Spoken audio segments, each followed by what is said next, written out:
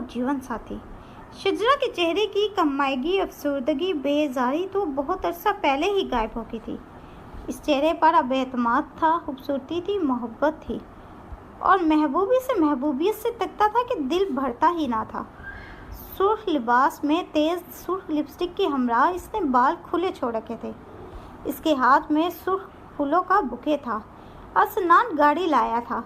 वैसे तो वो इसे बाइक पर उड़ाए फिरता था, मगर आज तो सेलिब्रेशन का दिन था। शजरा एक शानदार कैंडल लाइट रोमांटिक डिनर के बाद अब अपनी सास से मिलने जा रही थी। वो बहुत बुरी हो चुकी थी और बिस्तर पर थी। शजरा ने पिंक फूलों का एक दूसरा बुके इन्हें दिया और हुस्न से झुककर इनके गाल का बोसा लिया। इन्होंने इसका चेहरा अपने लागर हाथों से में थाम कर चूम लिया। कुछ लोगों ने कई बार कहा था छोटी बहू बहुत निचले तबके से चुनी गई है, मगर उन्होंने इसकी रोशन पेशानी और चमकती ज़हीन आंखें देख ली थी। आज वो लड़की क्या हो गई थी। वो बेटे और बहू को मोहब्बत पाश निगाहों से देख रही थी। जश्न के इस दिन के बाद कामयाबी की ये शाम जो रात का लिबादा ओढ़ने को तैयार थी और हिचकियों से रोती शजरा तो दर वो सारा दिन इतना हंसी थी कि थक कर चूर हो गई थी। कभी कभार हम हंसते हुए भी थकते हैं और रोने को दिल करता है। यकीनन ये खुशी के आंसू होंगे। वो आखिर कब तक इसे रोता देखता। नहीं, खुशी के नहीं हैं। इसने सुर्ख आंखों से उसे देखा। गम के हैं? वो हैरत से पूछने लगा। नहीं, हैरत के, बेयकीनी के, तशक्कुर के और तुमसे मोहब्बत के। इतने नाम और आंसू? वजाहत देंगी आप मुझ कम नाइम को तो खाक समझ में नहीं आया। वो कुछ ना बोली, नाक सिकोड़ी, लंबा सांस लिया। बोलने के लिए लब वाक़ई है, मगर आवाज़ हलक में ही घुट गई थी। हैरत कि मैं यहाँ तक पहुँच गई जहाँ तक मैंने कभी ख्वाब तक ना देखा था। बेयकीनी के ये सब मैंने हासिल कर लिया। मैंने जो एहसास से कमतरी में खामोशी से दुनिया से कतरा कर गुजरा करती थी, आज इस तरह नुमाया होगी। और तशक्कुर के वो हिचकियों के दरमियान बो रही थी। यहाँ पहुंचकर आवाज़ बिल्कुल घट गई कि मुझे तुम मिले सनान। अगर आज तुम ना होते तो मैं सब कुछ हो सकती थी, मगर वो नहीं जो मैं हो गई। वो दोनों हाथों में चेहरा छुपाकर फूट फूट कर रो दी। सनान के चेहरे की मुस्कुराहट गहरी होती चली गई। वो इसकी कैफियत समझ रहा था, मगर इसका रोना इसे तकलीफ़ दे रहा था। वो बस चुप कर जाए फिर बात की जाए, मगर वो जुमेरात की झड़ी बन गई थी। छिड़ गई तो छिड़ गई। वो यकटुक इसे देखने लगा। सुर्ख लिबास, सुर्ख लब और सुर्ख आंखें और जो आंसू मोहब्बत के थे, इनकी वजाहत ने की। मुझे रहनुमा बनाती हो, दोस्त, हमदर्द, साथी जब भी होती हो, मशकूर होती हो। महबूब क्यों नहीं बनाती? ममनून तो नज़र आती हो, मबहूत क्यों नहीं? तुम्हें मोहब्बत ने कभी सहर ज़दा नहीं किया? इतना सभी के चंद लफ्ज़ इसके लिए भी। वो शिकवा कर रहा था, फरमाइश या इजहार। शजरा की हस्ती हिल गई। इसका चेहरा तमतमा उठा और लब थरा गए। मोहब्बत? वो तो इतनी थी कि वो सारी उम्र बैठकर इसे लिखती तो इख्तिताम पजीर ना होती। इसे शेर कहने नहीं आए थे और इतनी तवील नसर वो इसकी शान में कैसे कह देती। आई लव यू कह दे।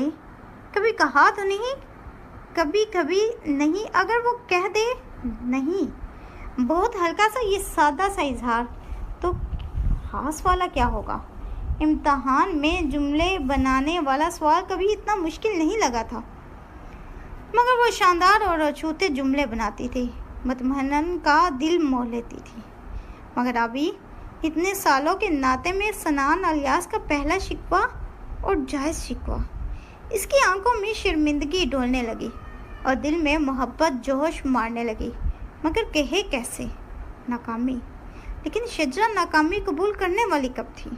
वो इसे देखने लगी जो इसे ज़ेरे लब तबस्सुम के साथ देख रहा था, मतवक्का निगाहों से, शरारत से। अनकरीब था कि वो हार का ऐलान करती कि इसके पास अल्फाज नहीं कि वो इस काबिल कहाँ कि इजहार कर सके इस सब का जो वो महसूस करती थी, और बताए कि सनान अलियास सजातुद्दर की ज़िंदगी में क्या हैसियत रखता है। जाने दो, ساری ذہانت کس کام کی جب میرے لیے تمہارے پاس چند الفاظ بھی نہیں؟ سنان کا چہرہ بولنے لگا تھا، اس سے پہلے کہ زبان بھی کہتی۔ شجرا جھٹکا سا کھا کر پلٹی اور گرفت اتنی پرجوش اور اچانک تھی کہ وہ لڑکھڑا سا گیا۔ پہل شجرا کی جانب سے ہوئی تھی۔ تم سچ کہتے ہو سنان، میرے پاس واقعی الفاظ نہیں ہیں تمہارے لیے کسی بھی جذبے کی اظہار کے لیے۔ سرگوشی سنان کے کان میں ابھری، مگر میں ابھی وہ کچھ کہہ نہیں رہی تھی، وہ اس سے اتنی قریب بھی اور ہنوز حیران و ٹھوس کھڑے۔ سنان الیاس کے لیے یہ عمل حیرت، شدید حیرت کے بعد اب رد عمل کا ہوا تھا، جیسے وہ بہت عرصہ انتظار کیا تھا۔ اس نے سرخ لباس جوش و ہوش کی جنگ میں آج نقب لگائی جا سکتی تھی۔ بے حیثیت عورت، یہ اس کی جانب سے کی جانے والی پیش قدمی تھی، ایسی پیش قدمی جس میں جوش، جذبہ، بےہودی، سپردگی سب کچھ موجود تھا۔ اس پر یہ موزوں ماحول، لباس، رات، خوشبو، تنہائی اور سرشاری، کامیابی اور خوشی، محبت اور احسان مندی کا رشتہ ہر عمل کی اجازت کا لائسنس تھا۔ ان دونوں کے رشتے میں کوئی قباحت کسر تھی ہی نہیں۔ ان دونوں کا نکاح ہو چکا تھا۔ جب دوستی تھی ہم قدم چلا کرتے، ہنستے بولتے تھے کسی غلطی کے بغیر۔ پھر جب ایک ایسے رشتے میں بن گئے جس میں گنجائش ہی گنجائش تھی، کوئی روک ٹوک نہ تھی، نہ دنیا کی نگاہ میں اور اللہ تعالیٰ کی جانب سے تو چھوٹ تھی ہی، تب بھی وہ مشرطی حد بندی کے احترام میں اپنی حد سے آگے نہ بڑھے، مگر وہ حد جس کے لیے وقت مقرر کر دیا گیا ہے اسے پار نہ کیا۔ اور کامیابی کے جشن کی اس رات جب زبان کی پاسداری کا وہ لمحہ ہاتھ سے پھسل گیا تو وہ دونوں حق تک تھے۔ شرمندگی تھی، یہ اچانک کیا ہو گیا اور کیسے ہو گیا؟ وہ بچے تو نہ تھے، ذی شعور انسان تھے۔ پہلے اتنے سالوں میں پہلے تو کبھی ایسا نہ ہوا تھا۔ وہ شرمسار کمرے میں تنہا بیٹھی تھی، وہ نظریں چرا کر کمرے سے نکل گیا تھا، سرشاری شرمساری میں بدل کر کوڑے برسا رہی تھی۔ جو کچھ ہوا تھا وہ قطعاً گناہ نہیں تھا، مگر یہ اس کا وقت بھی تو نہیں تھا۔ دنیا بے خبر تھی، مگر اب اپنے آپ سے نگاہیں ملانے کی ہمت نہ تھی۔ ایک دوسرے کو نظر بھر کے دیکھنا جو شعر لانے کے مترادف تھا۔ قیامت کا پل۔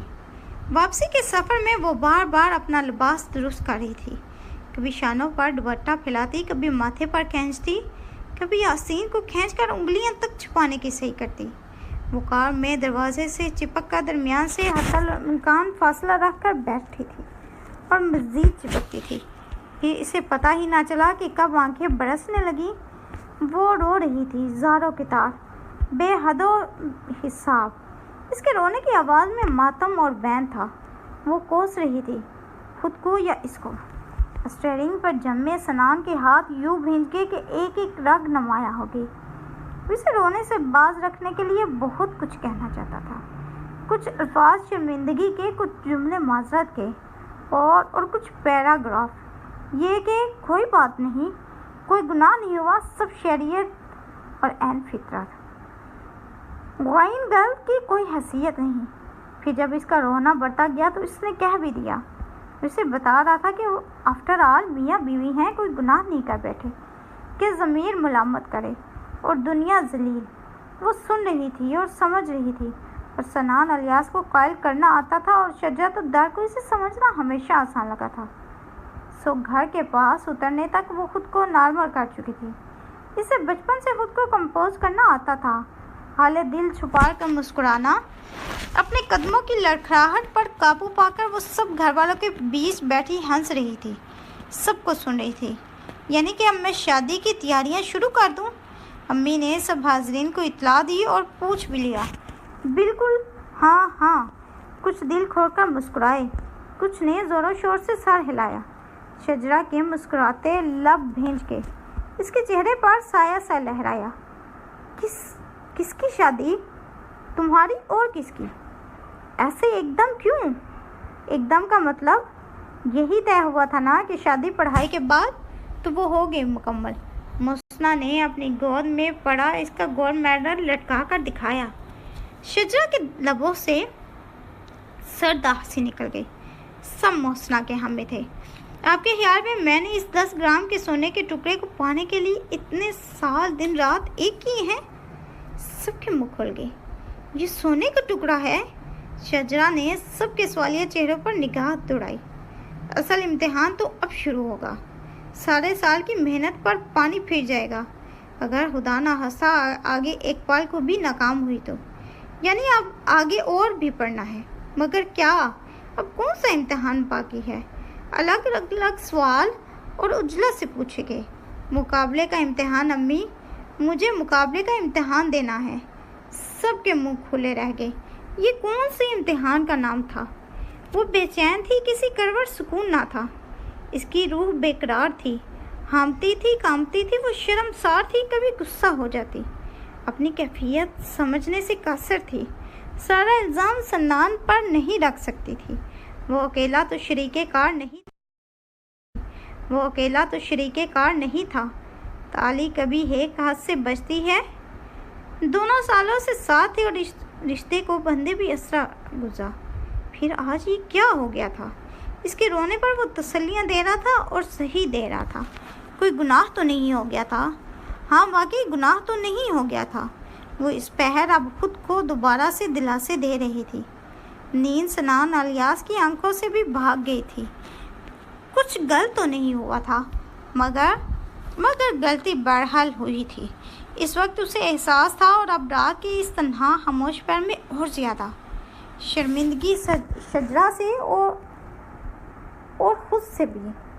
اسے اپنا ذہن اس وقت اب تک ایک ٹھٹری سی کیفیت میں گم لگا تھا، باوجود اس کے کہ اس نے شعوری کوشش سے ذہن کو حاضر رکھتے ہوئے شجرا کو تسلی دی تھی، بے فکری کی تلقین کی تھی۔ کچھ نہیں ہوتا کا درس بھی دیا تھا، مگر اس وقت خود کو آئینے میں گھورتے ہوئے وہ ٹھنڈی سانس بھر رہا تھا۔ مجھ کو خود اپنے آپ سے شرمندگی ہوئی۔ وہ اس طرح کہ تجھ پر بھروسہ بلا کا تھا۔